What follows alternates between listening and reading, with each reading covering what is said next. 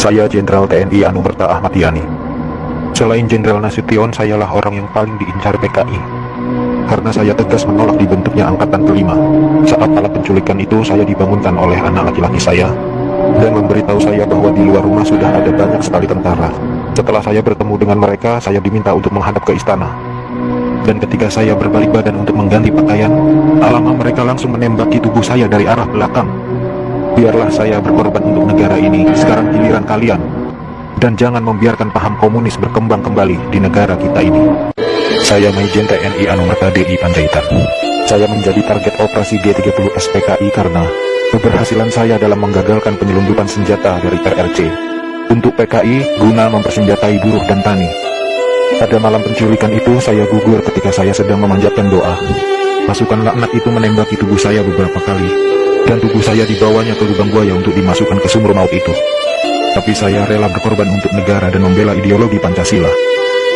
Salam cinta saya untuk negara tercinta ini, dan untuk anak istriku serta keturunanku, semoga Tuhan selalu memberkati.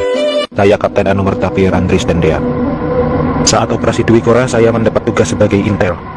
Setelah operasi itu selesai, saya dipanggil untuk bertugas sebagai ajudan Jenderal Nasution. Saat terjadi pemberontakan G30 SPKI itu, dan saat pasukan penculik mengepung kamar saya, dan mereka bertanya pada saya, di mana Nasution? Dan saya menjawab, saya ajudan Nasution. Saya tetap dibawa ke lubang buaya karena yang terdengar oleh mereka. Saya menjawab, saya Nasution, maka dari itu saya dibawa. Tapi saya ikhlas karena saya memang rela berkorban untuk negara. Saya Maijen TNI Anumerta Sutoyo Siswoni Harjo. Saya salah satu korban G30 SPKI dalam keadaan hidup saat saya dibawa ke daerah lubang buaya. Di sanalah saya mengalami penyiksaan hebat, dipukul, dipopor, dan itu mereka menembaki bagian tubuh saya. Setelah itu mereka membuang jasad saya ke lubang sumur itu. Mereka itu memaksakan kehendak mereka dengan memfitnah kami dengan adanya Dewan Jenderal yang akan memberontak kepada pemerintah. Kami ini prajurit TNI sudah disumpah untuk setia kepada negara, maka tak perlu diragukan lagi kesetiaan kami kepada pemerintah dan NKRI. Komunis-komunis itulah pemberontak yang sebenarnya. Saya Aibda Anumerta Karel Satsuit Tubun. Saya satu-satunya pahlawan revolusi dari kepolisian. Pada malam penculikan itu, saya sedang berjaga di rumah Bapak Johannes Laimena. Pasukan penculik itu mengira bahwa rumah Bapak Johannes Laimena adalah rumah Bapak Jenderal Nasution.